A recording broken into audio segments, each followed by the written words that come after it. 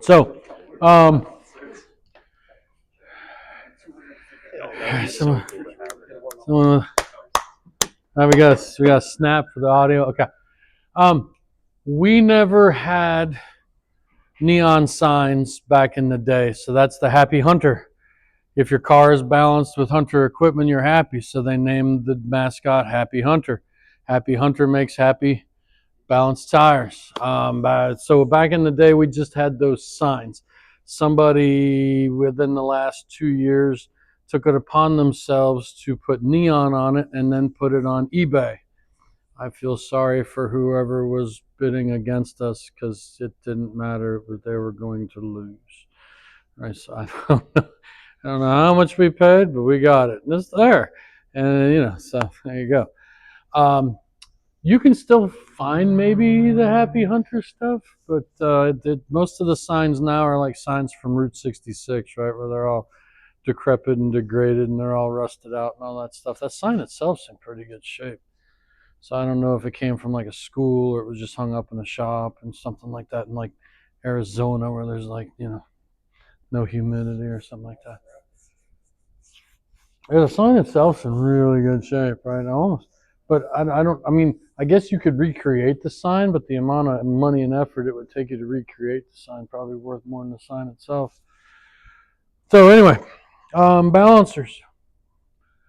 I have no idea what we did before 1946. I'm assuming we balanced tires somehow. I just don't know how we did it because we didn't do it. If we didn't do it, then it doesn't matter, right? It's like those people. So, um, we so we didn't have all this cool technology. So believe it or not, what you had to do is you had to use this is called a spinner. Um, this is a 3 horsepower. There's a 3 horsepower and there's an 8 horsepower. The 8 horsepower is 3-phase 220 that we would use on 22 fives and 24 fives in the heavy duty world. Okay, so you would have to take the spinner and one of these arms you would pull the spinner up. So he's got the 8 horsepower there. Whew. Man, Chevy? Think it's a Chevy? I think it's a Chevy. Chrysler? You think it's Chrysler? Okay. I always try to guess. Yeah, the transmission's on the floor. So I'll go with Chrysler. I don't know. I always wondered. All right. So you had to pull the motor up. The motor would be spinning really, really fast, and you had to pull the tire up to like 50, 60 miles an hour, and then you had to let it free spin because we didn't know how to turn it ourselves. So you'd spin it up, you'd let it free spin, and as it came down into the range that it needed to, it would produce the harmonics to make the car or the car shake. Okay, so what they have right here is they have what's called a tune-in, and I'll get to the tune-in a second. Big old that could be a Cadillac, right? Like a 40s or something. Right. I don't know. So what I love about this is here's the big 20-ton jack. There's the big 20-ton jack. Do you see a jack stand? There ain't a jack stand in tight. That 20-ton jack is holding up there and everything's just fine. All right. How you doing, sir? It's good to see you, sir. All right. Yes, and evidently the two people in the crowd were not sissies. So, there ain't a jack stand inside. They just put that thing out there. It took 2 people to crank the jack up because the jack took 3 people to move. Big old wrought iron steel stuff. Anyway, so what would happen is if you notice sort of the same wheels, same type of wheels, right? Steel wheel, white belted radial. The rim itself used to have really big flanges on rims. So we could take this guy here, and we could attach this guy to the tire. Okay, since there's 10, 11 people, so it was super easy to attach it to the rim because there was usually a beauty ring on it. So it didn't matter how much we scuffed up the rim itself, because there's either a hubcap or a beauty ring or whatever. And then there are knobs. Now, if you notice in the picture, these knobs look to be different colors because it used to be red and green, and these are anodized. But what happens is, while the wheel is spinning, the operator's fingers are just barely touching the wheel in case they have to grab it real quick, to move it a little bit. So basically the anodization, new word today, rubbed off on the guy's hands, right? And that's why those are all not colored anymore. They started out 2 red, 2 green, and then after a while, and several thousand RPM, all the coloring wore off. So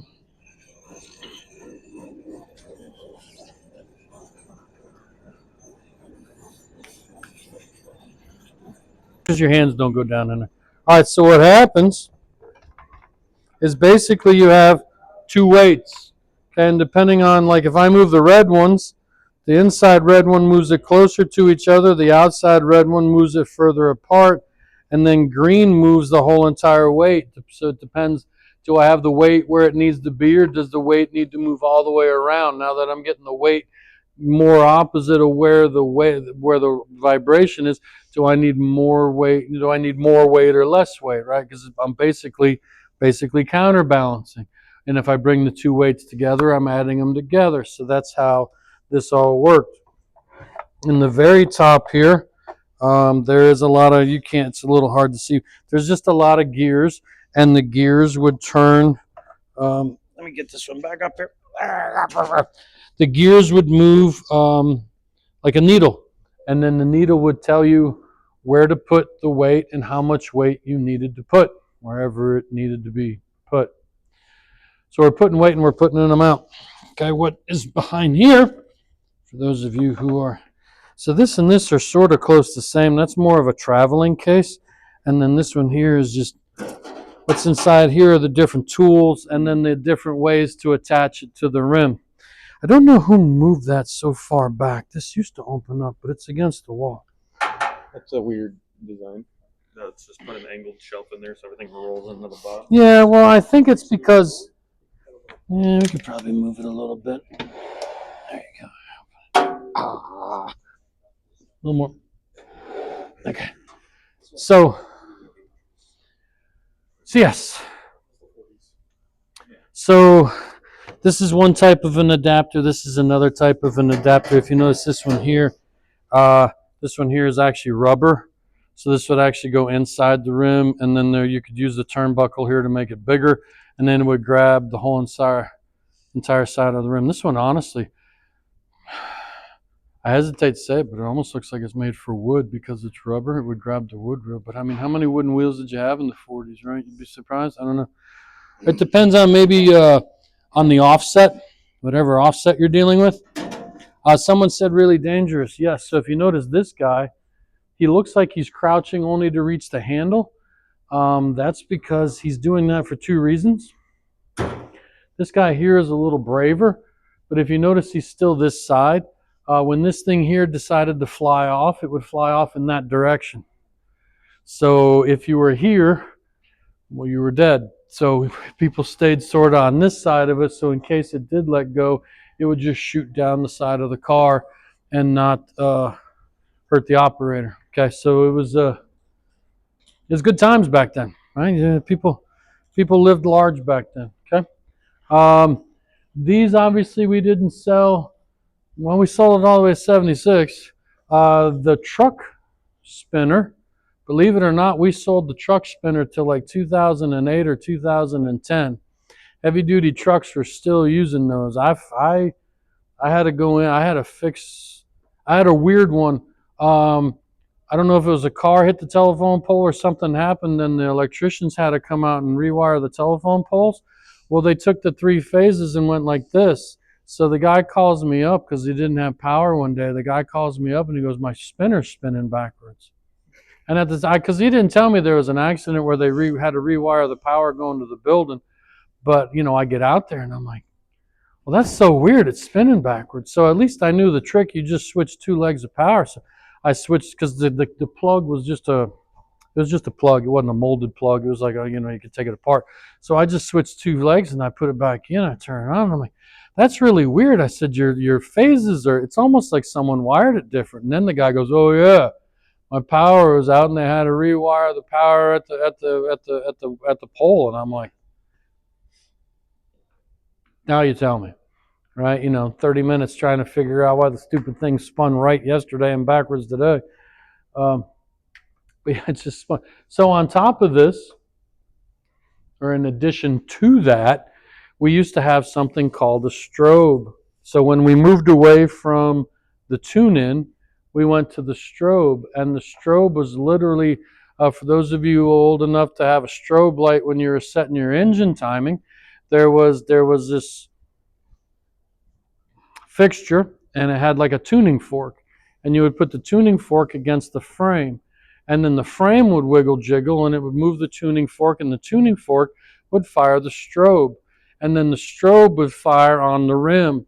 But because the strobe only fired on the same spot in the rim, you could mentally remember-ish where that strobe was firing, like say in relationship to the valve stem or something like that. So that way at least you knew where the weight was going to go. And then when you looked on the piece with the tuning fork, it would tell you how much weight to put on it. A lot of people hey, how are you? Very good. Good to see you today. So a lot of people in the heavy duty world, because they had the really big fiberglass fenders. So what they would do is they would just put weights on until the fender would stop jiggling. When the fender stopped jiggling, you didn't have any vibration, and they didn't have to keep looking under the truck because it was giving them the position, and they knew they knew it didn't have enough weight. So on cars, if we get to like 2 ounces on a car, that's a lot. Truck people don't get worried until they start throwing on 10, 12 ounces per tire, right? So they would start out with 2, and then they'd throw on 2 more, and then if they got the 6, they'd take those off and put 6 on, and then they go to 8. And at some point, the fender would, smooth out pretty good, and then that was the cheating way to. I have no idea, but thank you for asking. Peter Frampton, too. Yeah, that way you talk into it. Because what's weird is it's not on here and it's not on here, right? I was thinking maybe they bend it to like get the depth of the tire over and over again or something. I don't know. No, just hold it out.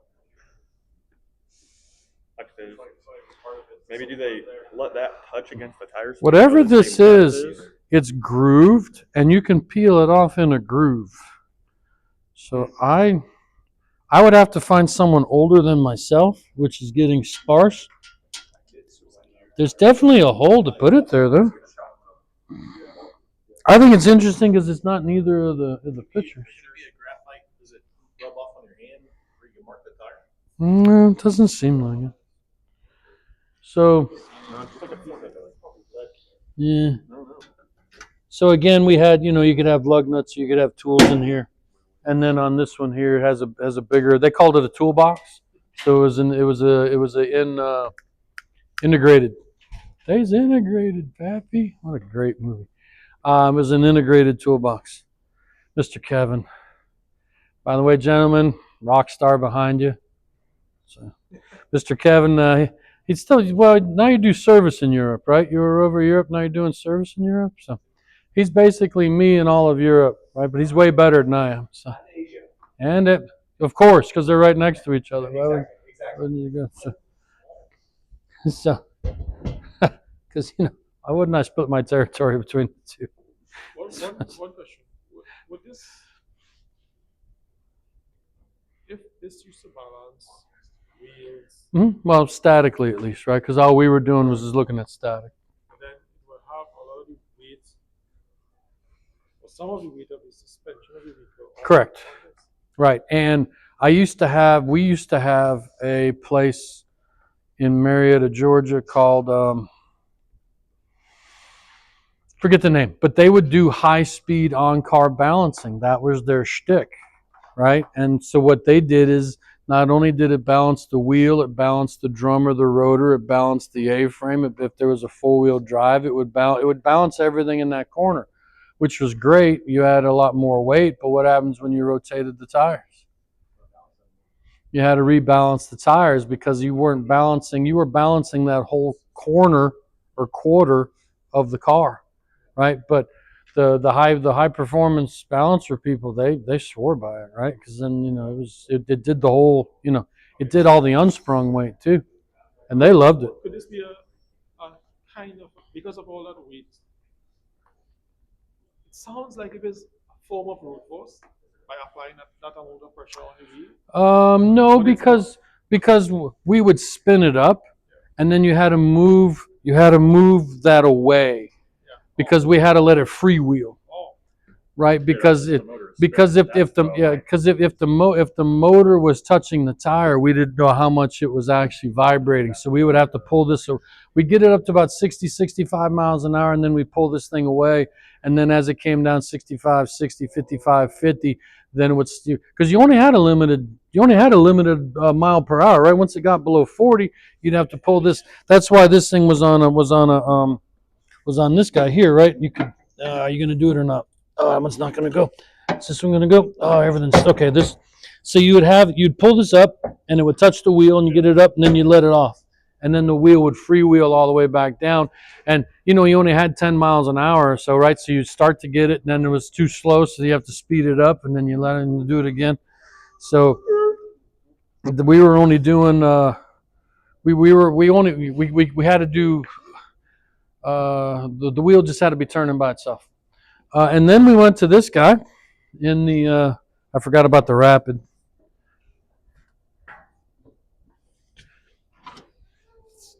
How can this possibly be stuck on itself? Here, I got you. Oh, it's stuck in the corner. Of course it's stuck in the corner. Oops, sorry. They're good. Whoever did this is ignorant. Okay, get out of the way. All right, so at this point here, we are still spinning things horizontally. Okay, now I want to introduce you to a name. I am not making this name up. I know I do a lot of movie references. This is not in reference to Star Wars. Mr. Mike right back there. Mr. Mike here, this is the first balancer. This is his baby. This is the first balancer. He designed it. And Mr. Mike has designed every balancer past here all the way to the corner, right down to the RFW. So 70 something? When did you first start? 79. Okay. So anyway, so Mr. Mike's been here since 7, and he's been making all of these balancers. So he's been a very integral part in our balancer history. Oh, did you? Did you? I worked on this one too. I fixed it. So, yeah, because I came out in 04, so these were still hanging around a little bit. Back in 04, you could find them in little mom and pop shops and stuff like that. So. Oh yeah, it's nowhere to put the weight. So, good to see you, Mr. Mike. So that's his first. That's that one there. That one there. We actually had to stop making parts for it because he designed it so good it wouldn't die. Right, so we literally had to stop making. Yeah, that's the DSP 9000. People would still be using that balancer today if they could, because that balancer never broke. It was underwater, on fire, and upside down. That thing was working. It didn't matter what was going on. Yeah, so I was going to say we weren't selling any new ones. Right? Back to my movie reference. This is not a Star Wars reference. The way we pick up shimmy in the shakes and balancers, these are called force transducers because it takes a force and turns it into an electric signal. So it's a transducer because it takes like from AC to DC or whatever. So they're called force transducers. I'm not making that word up. I did, didn't I? Yes, I did. So, force transducers. So starting here, we had force transducers because it would move the gauges and it would tell us how much weight it needed and where to put the weight. Okay. You put the wheel on sideways. You had to lower the hood. There's a little letter H right here. There's a letter H with a line. We were the world's leader in 20-inch tape measures because you had to take the tape and you had to put it on the rim and then you had to measure up to the H line so that you knew where the distance, because we always have to know distance away from what we're measuring. We still have to know distance today from what we're measuring, because we need to know, is the tire here, here, or here. It makes a difference in the shimmy and the shake, in the amplitude, right? So I don't know how many tape measures we bought, and some poor guy pulled it out, cut off 20 inches, and slapped it on the thing. Okay, belt driven. If you notice, a very early version of a wheel encoder, because you can see the actual windows on the outside of the wheel encoder. Because I had, I'm sorry, that is a light bulb. Yes, that is an actual 12-volt light bulb. Yes, it is a light bulb. Because we had to know where top dead center, we had to know where the weight was going, right? So when we put the wheel on, the weight would follow the numbers, right? And it wouldn't stop for you, so you would have to watch where to put the weight. Okay, so I need to know height, diameter, and width. Okay. This is the Rapid. We had the Rapid 7. Now you think about it, we haven't really gone up much. Our balancers today are still 21 grand, but back then it was 3 grand, but it was like 21 grand today. So even, yes, because it was the only line. Well, we had the Rapid, there was the Rapid 7, there was a, I think there was a 7, there was a 5, there's a 7, the 774-3. So another interesting thing, when salespeople, Mike was talking about having a tow mirror. Salespeople were not allowed to bend upside down to tap on the weight. So you had to be able to come up here to 12 o'clock, hold the weight upside down on the lip of the rim, and then hit it with a hammer. But you couldn't. But you couldn't look at it, right? So that would be very interesting to demo. Then we had we moved up to system 700s. There was the 700, the 743, 742, 752, the 800, 842, 852. We're just changing the numbers as we go. If you notice real quick, this part is not really part of this part. There's a real thin piece of metal in the corners. And if you look all the way into the back, you'll notice there's a force transducer in each of the other corners. So I moved my force transducers further away. And then this is what we finally call, we call that a vibration structure. Now we still have vibration structures in road force walkaways today, because we need something to be able to move while the balancer tub itself doesn't. Okay, so we call those vibration structures. Back in the 70s, we didn't know what plastics were, so everything was made out of aluminum. All right, so you had your salad spoons there, and you could measure the rim width and stuff like that just by having that.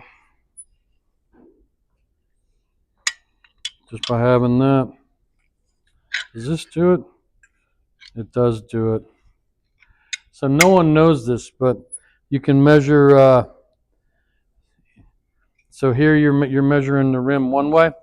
If you move these around, you can actually measure the inside of the rim, and there's actually but nobody knows you can actually do this, and you can actually see the numbers, right? If you're trying to do inside to inside, like you don't want to put a weight on the outside of the wheel, so your outside weight is actually sticky weight, right? You could do an inside clip but an outside stick, so you'd still have to be able to measure it, but nobody knows you can do that. Okay. We're still spinning it sideways. We still have 20-inch pieces of tape. We still have the H on the lever. We have the cones. So this was out all the way to 95. So when I started in 04, these are only about 10 years old. So hello, sir. These are only 10 years old when I got out in the field. We weren't selling them anymore, but you could find people to have them. Again, DSP 9000 balancer. This is the only balancer, well, I shouldn't say it that way.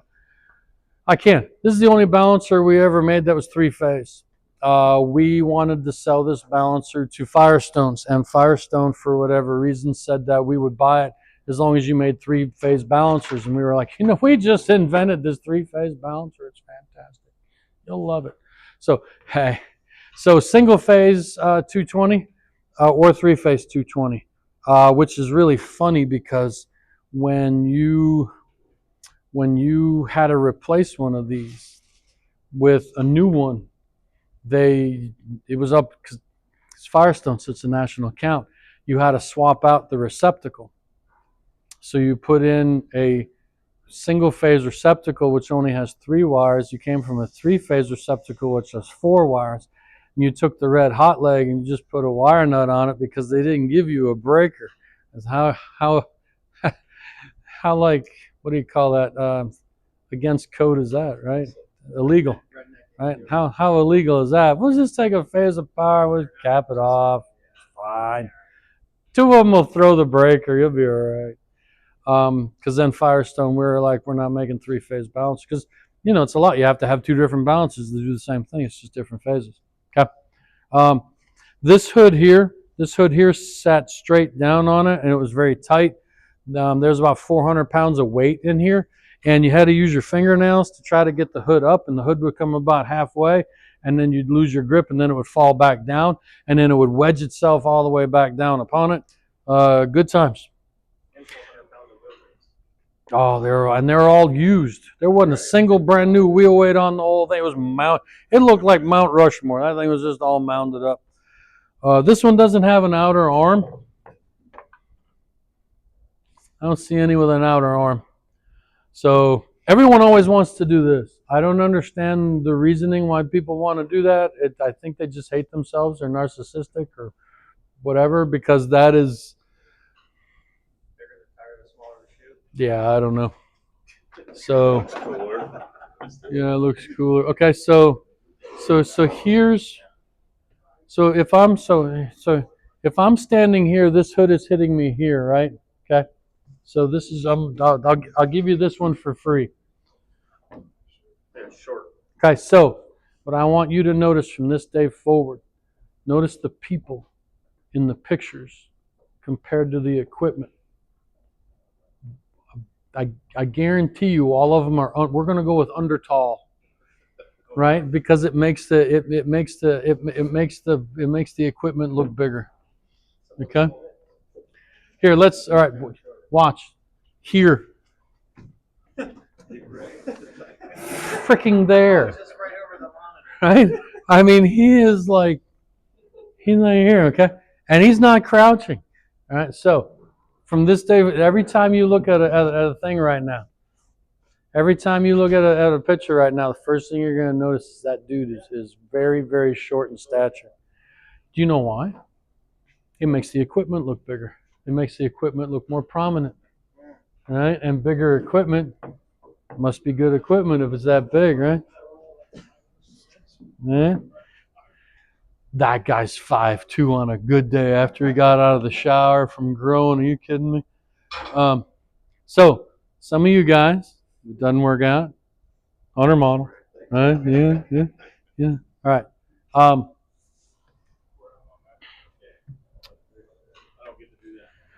You can't quite see this, so you may have to step up on here. This is somebody, probably Mike Douglas, figured out the equation on how to balance a tire vertically. Okay? I know that this big Z, the sideways Z, is the equation for work. Just that part of this equation is the equation for work. And then you have all these other, well, there's pi. There's lots of, I've only had 2 people in 6.5 years tell me that they understood that equation and they know how to use that equation. One guy was a distributor from Egypt, and he was a double engineer, one from MIT and one from Harvard, and then he became a Hunter distributor out in Egypt. So, not integration. Limits. It has limits in it. Yes. Summation of blah, blah blah blah. blah, blah. I need to check back to my mathematics text. All I know is E has something to do with circles and pi. Oh, this E. Yeah, that E. Yeah. Exponential. So, no, well, it's usually not a big E, is it? I thought exponentials were little E's. It's 2.7 something. Is it? Okay. So, I know that K was a diameter between the spindle and the wheel, or the spindle and the rim, and that's why K equals all of this, because that K and the N and the K mean something in diameter. I had a guy explain it to me, way smarter than anyone that I ever met, because like I said, he had two degrees from two different colleges, and I had never been to either. I didn't even take the tour. Okay, so Yeah, can I? no, sure. I'll look it up. Yeah. It's math beyond what I want to math. Yeah. Right? I mean, I know. There you go. Yeah. I Google Lensed it. Okay. Tell me what it was. Okay. Well, send that to me. Like I said, I almost don't want to know, because it makes me feel smarter when other smart people can tell me what it does, right? Okay. What I love is these guys are rewinding it in their heads and figuring it out, right? They're having it. That's why I knew. So the other thing I want you guys to notice is the wheel encoder. The wheel encoder, every window on the wheel has a dot in the sine wave. So my sine wave is going up and down and up and down, and it makes my sine wave. And where my sine wave is, it's a window in my wheel encoder, and that's how I know where top dead center is. And the other thing is interesting is when the tire is coming back up, the motor has to give it a little bit of an assist. So I can't measure the tire when it's coming up. I can only measure the tire when it's going down, right? Because of the way it works. Okay, so that's good stuff, right? That's good stuff. All right. Okay. So there's a lot missing here. We had the DSP 9000. We had the DSP 8000. We had the DSP 7000. We had the 9500. We had the 9503, which is the three-phase for Firestone. The 8000 was interesting. We had the 8500. There's a lot of history that's sort of just like, because we're just hitting the high notes. This one doesn't have an outer arm. They did make one of these that had an outer arm, and then this inner arm was manual. So again, we're the world's leading piece of tape, right? So because we had to know how far the tire was away from the balancer. So you had to take and you had to manually turn the knobs. Okay. Yeah, on the second one. So after a while, we came out with our first auto inner arm. It had a potentiometer on it. And when you pulled it out, if you hold it still and the potentiometer settled on a number, it would put it in the window over there. Likewise, on the outer arm, you brought the outer arm down and pushed it in. There was a potentiometer, and then you could get all three numbers, because I knew my distance, and then I knew my distance from here to here, so I knew my width, and then I knew my diameter, right? So, I didn't tell you on this one. This one here, if you notice, just real quick, this one here has dots or circle or lights. The lights would light up and they would blink if you were on the wrong end. And if you were here, you were blinking because you were at 6 o'clock instead of 12 o'clock. So you had to turn the wheel around, tire around, until it lit up solid. And when you lit up solid, you know that the weight was here right in front of you instead of on the opposite side. And then if you had to put the other weight on, you would move the wheel to the second spot so that you got the second dot to line up. And then you had your actual weights, okay? And then 1997 came along, and we had our first. Okay, so I'm right, and then, look at that. Come on, his eyes are like right. I'm telling you, you gotta be, So anyway, I see. I'm 1997. So we figured out Road Force. This first generation only had a 6-inch load roller. It could only put either 700 or 900 pounds of force on the tire. Okay, we couldn't do straight track. We didn't know how to measure lateral pull yet. This was only just road force. This is an actual CRT. It has a metal backing. If you took the metal backing off while this was on, you messed up all the colors. So you actually had a degaussing tube, which was basically a ring with the thing on it. You turned it on and you could feel it humming. And then you put it here and you'd circle it, and then you'd slowly back away. And you have to get the in the corners and in the corner. And then, then you'd back away, and as the further like when you got to here, you couldn't just turn. Everything moved. So then you'd have to start all over again. So this arm is actually these arms need to be swapped. This one only had a fixed arm. We could only go out to like an 18-inch rim. Okay. And then 2000s came and people were selling more drugs, so they had more cash so they could get bigger rims, and people were crip walking and stuff like that. So on the second generation one, this is the solid arm for this one. On the second generation one, it had an extendable inner arm, but we didn't know, we couldn't make potentiometers that small. So I knew where this was and I knew where this was, but I didn't know where that was. So you always had to make sure you were at one end or the other, and then you hit a K button, and the K button would change the math in the balancer to go from here to here. If you ever read a 15-inch tire as a 23, I guarantee you someone extended that and didn't hit the button to put it back down. Happened to call the calls. Oh, the calls. Okay. Was this the when they started to do like serious coding programming balances? Yeah. Well, because so that one over there just has like IC chips. This one here has its own program cartridge. At a little cartridge about yay big, and you could actually upgrade the software on it by putting in a different cartridge. This always had a load roller. Well, because what happens if I only have 20 pounds of air? What happens to my road force? Right, rides like a marshmallow. What happens if I have a Prius and I'm single-handedly trying to save the planet by having 65 pounds of air in my tires? Right, rides terrible. So we realized early on we needed to give the operator a way to set the tire pressure correctly, so that we could get an accurate road force number without having tire pressures play a role in it. Okay.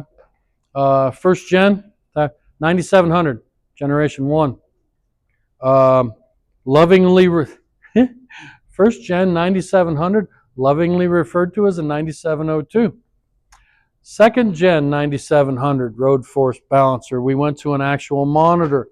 Now all that fun with the degaussing thing took place right here. You just hit this, and remember, it would go doink, and then it would sort of bounce back.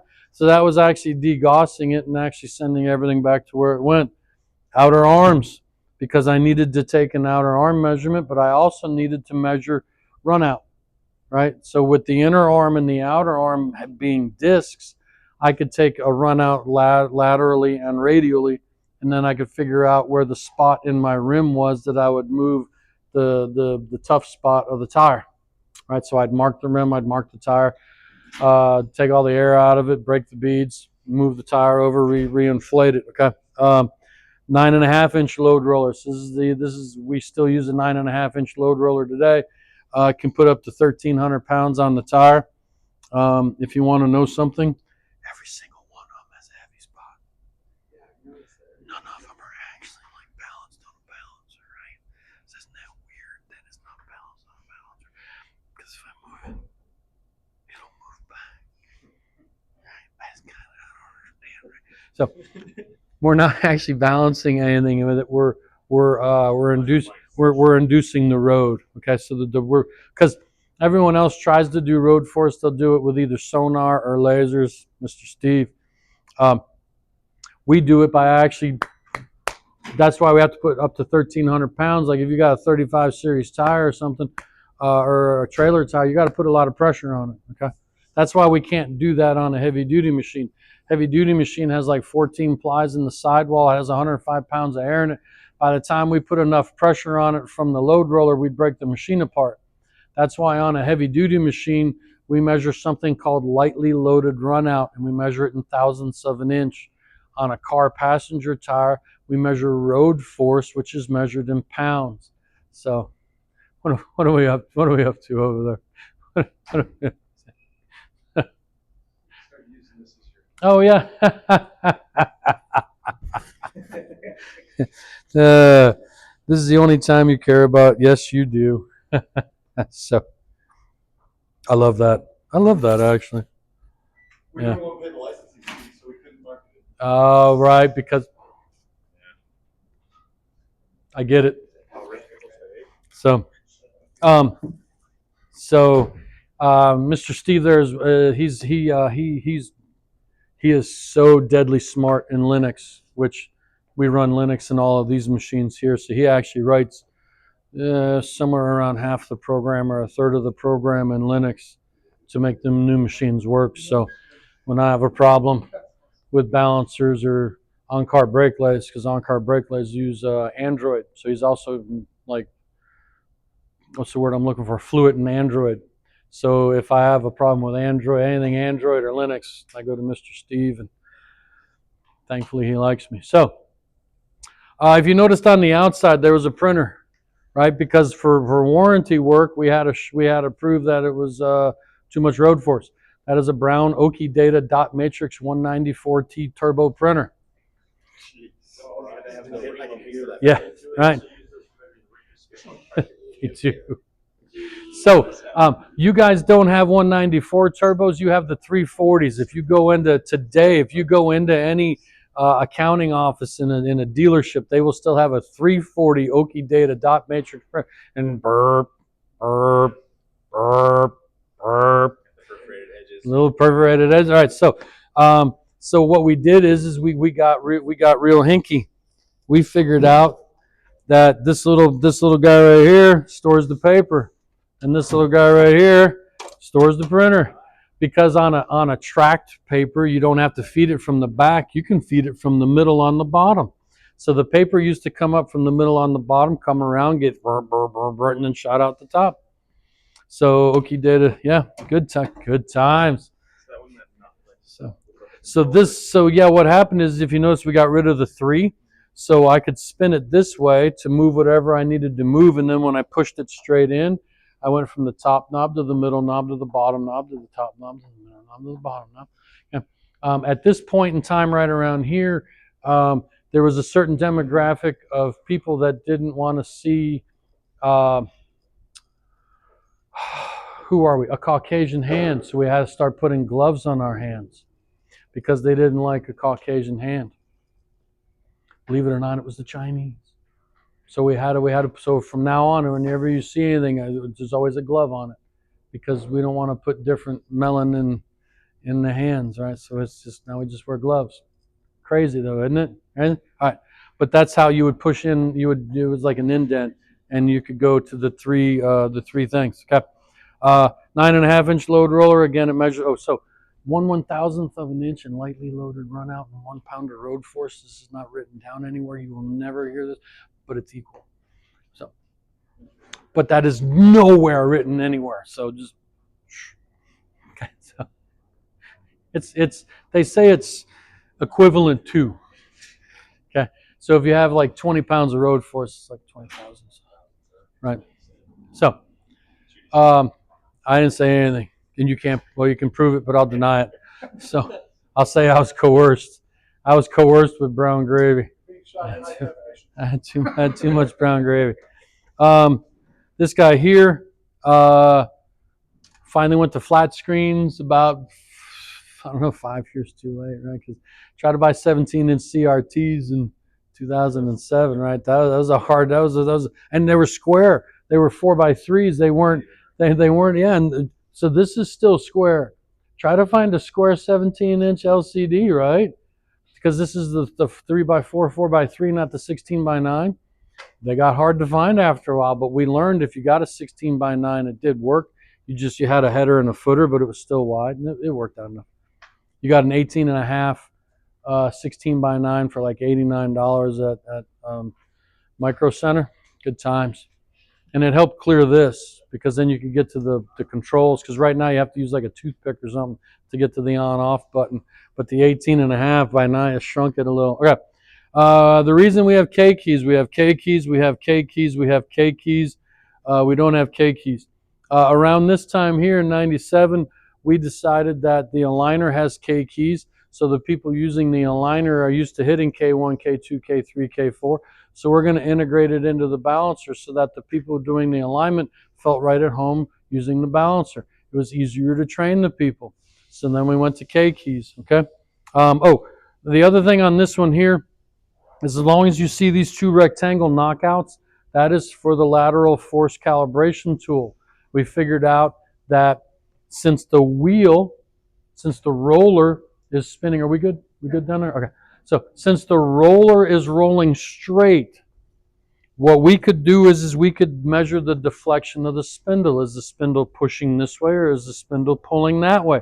So there's a load cell in the tub to measure that deflection. And by measuring that deflection, we could figure out tire pull. Okay, so that's that. So every balancer after that has lateral force. Generation 1, 9702. Generation 2, 9712. Generation 3, 9722, right? We're always behind, right? I don't know, I always didn't make it work. We didn't make it work. 9722. This one here, we finally added a wheel lift. But the wheel lift was integral into the tub because the airbag and all the stuff was inside the tub. So if you wanted a wheel lift, you had to buy this balancer and that balancer. Technically, you could buy that balancer with a wheel lift, but you had to buy it from the factory because service techs couldn't go in here with a torch and torch it out and put it in. So if you had buyer's remorse that you didn't spend $1,000 for a wheel lift, you were stuck because you couldn't just add it, okay? Inflation station. This was the arm here. This is the arm that lifted up the wheel lift. Okay. Slightly redesigned hood a little bit.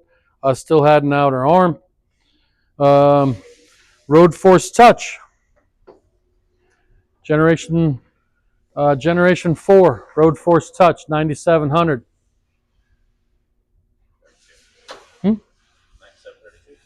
RFT. Road Force Touch. Does everything that one did. We keep, so the problem with the first two weight trays, they're at a 45-degree angle. When you put 400 pounds of weight in it, it's like in a slowly moving avalanche, and the weight tray would slowly move down until it touched the spindle. Once it touched the spindle, your balancer was garbage because you were being pushed on by the weight tray. So we finally went back to flat weight trays, but we learned our lesson about a completely flat weight tray, and then we made it a little weird so you couldn't put 10,000 pounds of weight on it. They managed to do it anyway. Generation 4, someone decided that if we made chrome-covered collets, that it would just pop or bling or present well. We're car people. We love chrome, right? What's the problem with chrome plating?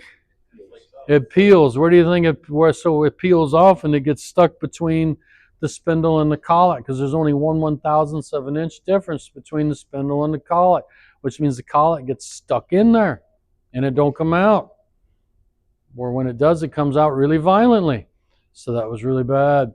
So then we finally went back to black oxidized instead of having chrome collets. Now, if you find a little mom and pop shop, they're probably going to have like 6 out of the 10 collets are still going to be chrome because the 4 that they use all the time kept getting stuck. Someone finally was able to talk them into buying a black oxide. Still same load roller, right? Same load roller, same arm. We actually could put a hammerhead on this one. We also introduced the hammerhead system on this one, okay? 9700, 9712, 9722, that was all in-house hand-built cartridges for the operating system. Huh? The picture has the hammerhead of it. Yeah, that one has a picture of the hammerhead on it. Okay, his nose is at the top of the frickin' screen, by the way. All right, once you notice it, you never unnotice it. All right. This was all in-house. We made our own operating system. Your toaster today ran faster than this operating system. If this operating system was like 16 hertz, not megahertz, not gigahertz, 16 whole entire hertz, you're spared no expense. Starting with this one here, because this one here, Road Force Touch, means it has a touch screen. We actually came out with the Smart Weight Touch first because we didn't have to figure out the load roller thing. So we came out with the Smart Weight touch screen. Then we came out with the Road Force touch screen. Anything that has a touch screen, we are using the Linux operating system. And Linux, once again, will let us use the Linux operating system as long as we tell people we're using it. I'm telling you we're using it. Then it's free. It's crazy how they do that. What's the other reason why they use it? I have no. 'Cause Probably. nobody's writing viruses, right? Oh, that's true too, right? Yeah. All the hackers are writing viruses for Windows. For Windows, yeah. Well, Windows is like, I don't know, 65, 70% of the world. Apple's like 30%, and then Linux is like 0.02%. You don't think Apple probably has to use the operating system of it? Well, so the other reason why we don't use Apple is it's closed. They're very, very tight on what you can and can't do, and they want to charge a lot of money. So we went with Linux because it was just cheaper and easier, right? And again, no one writes bugs or viruses or Trojan horses for Linux because what's the point, right? So that's for the wheel lift. The valve moves up and down, and then it would move the wheel lift up and down. Now, thankfully, that's not hooked to air, so Jesse won't get hurt when you move the arm up and down. Well, I would just Yeah. So, fifth gen RFE Road Force Elite. This came out in 2016. 2016 was dark times for Hunter Engineering. Everything was elite. We had the Road Force Elite, the Hawkeye Elite, the Autocomp Elite. The bathroom was elite. We were wondering where we were going to, like, where do you go from elite? You go, how do they do? You don't get up in time, Nick will suck you down that hole. So it's like, where do you go? Where do you go? Like super stupendous or extra, ultra extreme or whatever? Like, where do you go from elite, right? So, I know. Oh, stop it! Don't tempt me. Road Force Elite. Okay. If you notice, we as a service technician, we had been complaining for 20 years that people rip those arms off because all people do is rip those arms off. So they finally took the arm away. So what did they do last year? They gave us an arm back. Like, come on, we just got rid of it. Just got rid of it. Anyway, Road Force Elite has 2 optical profilers because the optical profilers aren't just looking at the dots to take a measurement. They are actually profiling where the tire hits the rim. They're profiling the outside of the rim a little bit. I just recently learned maybe a year or two ago, the inside camera does 80% of the work. The outside camera does 20% of the work. The outside camera is only there to try to figure out where the tire hits the rim and is there enough flat spot that I could put a clip-on weight.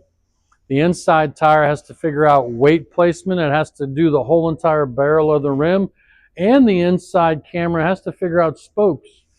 That's a lot, right? So it has to do all of that in as little as time possible while spinning at 300 RPM. We only need 28 good pictures. And then we can sort of we can fill in the gaps because the thing's supposed to be round.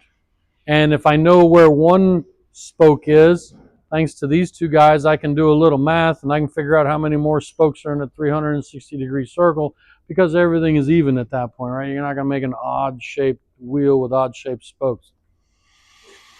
That had an auto hood.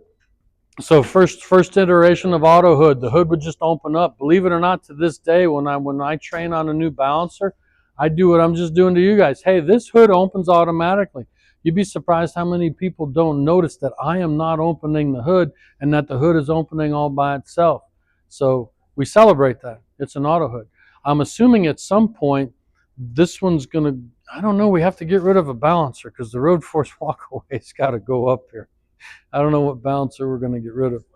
So just close that garage door off, move everything down. Is there a timeline on when they come out with the equipment? There is sort of a pattern if you do the math all the way down. Is there? There is.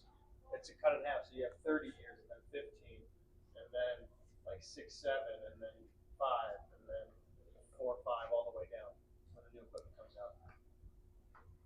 So 12, this came out in 2016. The walkway only came out in 2026. That's 10 years. Right, so we went back up. Well, I noticed progressing is slower. The price did change back there for a little bit. They got really cheap for a Yeah, a little bit. Yeah. So you look at like the second gen was like 21 grand, right? Yeah. Yeah. So anyway, so fifth gen. Oh, the other thing is uh, the input pedal. The input pedal used to wrap around. That prohibited us from adding a wheel lift. When we moved the input pedal inside, now we have the two nutserts right here, and then you can just add a wheel lift later. So if you go up to any Gen 4 or Gen 5 wheel balancer, and it doesn't have a wheel lift, you could always be like, hey, would you like a wheel lift? We can pump you up, right? Hans and Franz. But you can still add a wheel lift to it because it just bolts onto the side. Maybe the guy bought it, maybe the guy bought it 8 years ago and all of his guys were really young and now his guys are all really old. And his really old guys wouldn't mind having a wheel lift, right? You could be the new hero of the day right there, right? So anyway, and then basically the Elite and the walk away. Again, we just added the arm. It will inflate the tires from zero rather than needing pressure. Flat screens, Linux, hammerheads, wheel lifts. Oh, starting with the third gen where your hand is on. That's the very first time we went to a color printer. We got away from the Oki Data Dot Matrix 194T turbo printers, and we went to just a regular Hewlett Packard DeskJet. 895, 965, 10, 965. Anyway, there's some really good printers into there. And now we're using the new 9110s, 8200s, 6200s, 6122s. You want a Hewlett Packard printer? You find yourself a Hewlett Packard 6122. That thing will write upside down, under fire, and I say it all the time, like that phrase, but I'm telling you, too much Poseidon Adventure. When I was a kid, I was traumatized. Ernest Borgnine trying to lead all those people upside down. Oh, you can't never forget that movie. Holy cow. That printer was amazing. That printer never not worked. That printer would print without ink. It was that good. It just printed. So, and now we're on the 9110s. All right. Real quick, we're just The metal plates are there for moving so you have to be really careful. Starting with the first gen 9700, engineers will call this an anvil. Once the dude in the shop hears that this is an anvil, he uses it like it's an anvil. You will not like what he does to this when you tell him it's, so don't ever use the word anvil, but we use the word anvil because yes, back in the day when you used clip-on weights, you could actually take the weight and you could bang down the little clippy part to close it up in case you were reusing your weight, so you tried to bang it on and it opened up too much and then it didn't stick. So we would use the anvil, and I'm telling you, if you want to see someone bang out a muffler bearing on this thing, they will bang out muffler bearings on this if you tell them it's an anvil. They don't care. But it is an anvil, and even the walkaway still has one. It's one of those things where I think if we didn't put it on there, people wouldn't buy our balancer anymore. No one uses it for the right thing. All right, real quick, while we're doing this, we're not going to do aligners today. We'll do aligners when his dad comes back. But I always talk about this because this is where we started before balancers, and then we have a balancer over there. So has everyone actually watched the Hunter story? Okay, so if you watch the Hunter story starts out in black and white where it says Lee Hunter was tired of having a dead battery, because back then it took like 3 days to recharge a battery. So Lee Hunter was an Army Corps engineer. He graduated from, I don't know what college he graduated from. I should know it, but I don't. So he was an engineer, so he came out with a battery charger that would recharge your battery in 3 hours. Okay, so the very first thing we actually started selling was battery chargers. Okay, so this was in between World War I, World War II, so everything was, So we had the Rapid. We had the Rapid. We had the Rocket. We had the Bullet. So this was the Rapid because it's nice and big. You could set your dial, set your rate. You know how old-timey batteries were. They were all top post, had giant. So this is just this giant piece of brass right here that if you tried to hook up today's car, you'd short out half the car with this thing. So this is the that's the Rapid. This is the Rocket. The Rocket's a little bit smaller, a little more and then this is the Bullet. This one's only been added the last I'm going to go 3 years now, but we probably spent an egregious amount of money redoing all the sheet metal because we had to repaint it and get all the sheet metal back to where it was. So the guys over in the D building got one and they made it look. I'd love to have one in my freaking. I'm telling you, yeah. You can't afford that one. you can't afford that one. So this is where we used to go to. We used to go to shows, right? We used to go to trade shows, right? We were going to trade shows way back in the 40s, right? So there's the Rocket. That's the Bullet. That place right there, that is where Hunter Engineering started. Before we built this building in the 60s, so this is the manufacturing hallway. I feel sorry for that that guy right there is working at his kneecaps, and he looks kind of tall, right? So he's bent way over. That building right there is on Hunter Avenue. Amazing what happens when you have lots of money. You get to name streets after yourself. So if you go 270 down to Ladue and hang a left, about 1/8 of a mile on the left from 270 and Ladue is Hunter Avenue. And right now it is one of the world headquarters for Enterprise Rent-A-Car. And they have no idea why it's on Hunter Avenue, and they have no idea that Hunter Engineering used to have the building. And we sold it to Enterprise. But the railroad tracks are gone. Now it's a greenway, right? One of those greenway things where you can ride your bike. But that building is still there. And you can make a pilgrimage if you like to. So, good times. And then usually I come down here. One of the actual few pictures of Lee Hunter Jr., who actually founded the company. So that is Mr. Hunter. I don't know why this guy's trying to stab that motor to death, but that's like I know it's one of those photos where you have to stage everything, but I don't even know what that motor goes to. Anyway, he's just I wish I knew who he was. I can't find anyone to tell me who he was, but he's up there. So Lee Hunter Jr., founder of the company. Just like everyone else, he had the cigar going, right? Everyone had the cigars going back then, right? Also up there in the top in the wonderful tweed wool suit is Lee Hunter Jr. actually using this thing called a rotograph. So if you look on this thing here, there's a needle that's stuck out of here, and you had a motor, right? So you still had the motor, and you'd spin the tire up with the motor, and then the motor would freewheel, and then the imbalance would cause the needle to perforate the white, so it was like a record, or that's why it was called the rotograph, because it was rotary, and it was graphing out where you needed to put the weight. I'm not quite sure how they got, oh, there's actually a dial in here. Maybe that told you the amount of weight, and that told you the placement of the weight. A little sketchy on that. There's another one of these in the E building, and those are the only two I ever seen. You got the patent over there, and then he's just... They actually have the Hunter Hartman logo. Interesting. I didn't think they put the logo on. Again, it comes with the integrated toolbox. Again, 20-ton jack. No jack stand. There's not a jack stand in the building. Yeah, so... Looking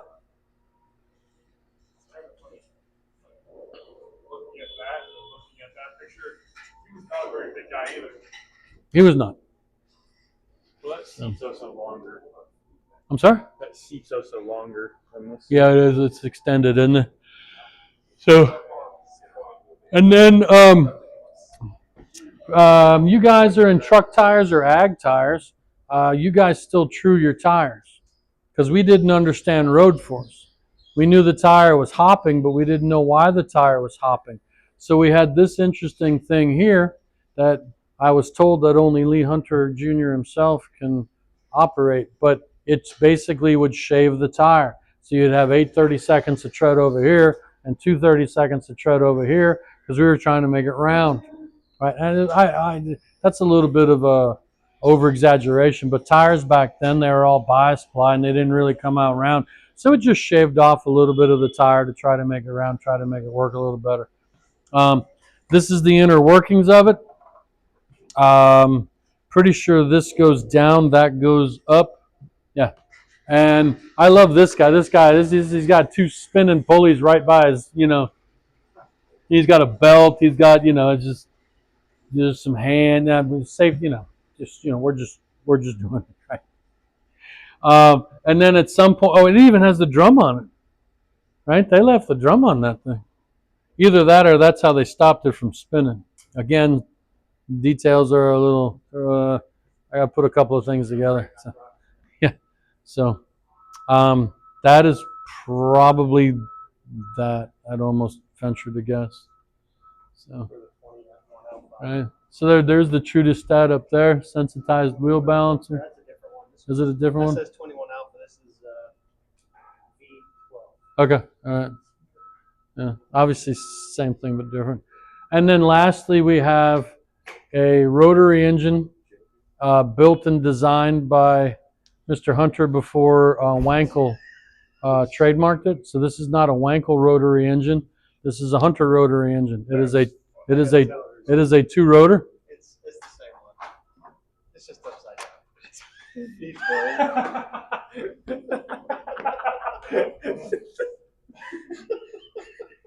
I don't know if we're gonna make it through this next 6 weeks, bud. Actually, Motorcraft. yeah, you get Ford ever actually. I never checked. That's awesome. So what? Did Ford ever actually put that in?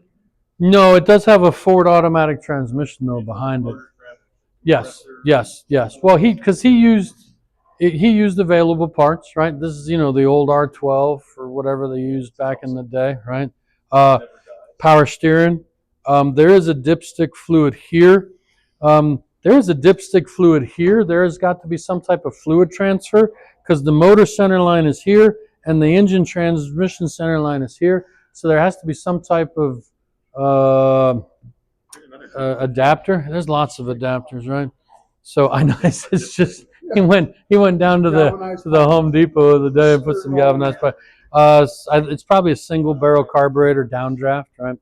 But it's a twin rotor design. And he made this before Wankel registered it, so it is not a Wankel. It's a giant oil filter on that bad boy.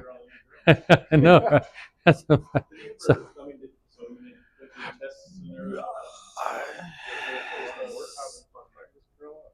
Fire it up. Last project. I have never heard this motor run. He does have some aviation 12-cylinder airplane motors that I have heard. It might have been the same one, but I heard it run twice. It does have blades on it, and they have to trim the blades like, I don't know if they trim them nearly flat or nearly back, but they have to trim it so it doesn't spin too fast. Yeah. Well, there's no weight behind it, yeah. So they have to trim them out, I think, so that it doesn't produce any thrust at that point. Yeah, I would do it flat, yeah. Yeah, that's Don. So Don is the head. Yeah, Mateus Redrix. Mateus, you guys have, this is Don, this is his dad, Don Redrix. He is the head custodial. He's been the head custodial. I don't know how long he's been the head custodial. Been 10 years maybe. So, but yeah, so everyone's really cool about that, especially if you're into rotary engines, because everyone loves a good rotary engine. So I always try to show that off. We decided we were going to make ventilators for people on the front lines in emergency rooms when COVID came around. And we came out with that design in about 3 months. And then we spent the next 2 years trying to get through the government red tape. And we probably had to redesign it like 4 times because the first one, if you don't have government red tape, how are you going to make a project, right? So we made the very interesting thing. We used people's old things out of what are the things when you snore? CPAP machines. We use the motors out of CPAP machines because it would move air, right? So we brought it in through a filter, right? And then we pumped the air in, so that way, and we shipped some to India, I believe it says. Yeah, Bangalore. So, so yeah, and those are some of the guys. He's still here. He just walked out the other minute ago. She's a doctor. He retired. He's still here. He does racks. He's a funny guy. He still is. The other two guys retired. So believe it or not, St. Louis is like the doctor capital of the world. We have 2 or 3 of the top 10 hospitals in like the United States here. We are one of the few cities that actually has a Shriners Hospital. You know the dudes on the little go-karts? Have you ever seen an actual physical Shriners Hospital? Until I came to St. Louis, I had never seen a physical building, and we have one of those. Yeah. Well, there's a Shriners in California. Is there? Okay. Their world headquarters was by. So they wear the fezzes. They got the little tassels. But I always thought it was just the guys on the go-karts. I didn't realize there's an actual hospital. I'd never had a hospital. Well, we have Mercy. We have Barnes Jewish. We have the Shriners. We have like, yeah. So the other thing we do is George Washington University. If you want to become a world-renowned doctor, you graduate from George Washington University here in St. Louis. They only did doctors in something else. Mr. Brower decided that he wanted to have the world's leading mechanical engineering hall. And they said, sure, for this amount of money. And he handed it to him. And now if you want a job here, you best get a degree from, it helps if you get a degree from George Washington University. And when you go to George Washington University for their engineering program, you actually attend Brower Hall. So a lot of zeros probably, right? So, but he has a hall named after himself because it's his money. So there you go. And then we just have to. When you bring in really big places like Ford or GM, they'll be like, well, what are you doing for recycling? Or what are you doing for green? Or, why aren't you implementing this crazy thing that we don't want to implement because it's some type of ideology I'd rather not get into while being recorded. But, we actually, in Power Bay, we had a picture of all the sales force and all of the service force. And Ford came in, and 2 of the ladies came in from Ford and goes, they're all, yeah. So we literally had to take them out of Power Bay because we didn't want to answer any more comfortable questions. Because, Anyway, that is a gym, yes. You're not allowed to go in there. They're not allowed to go in there. It's for,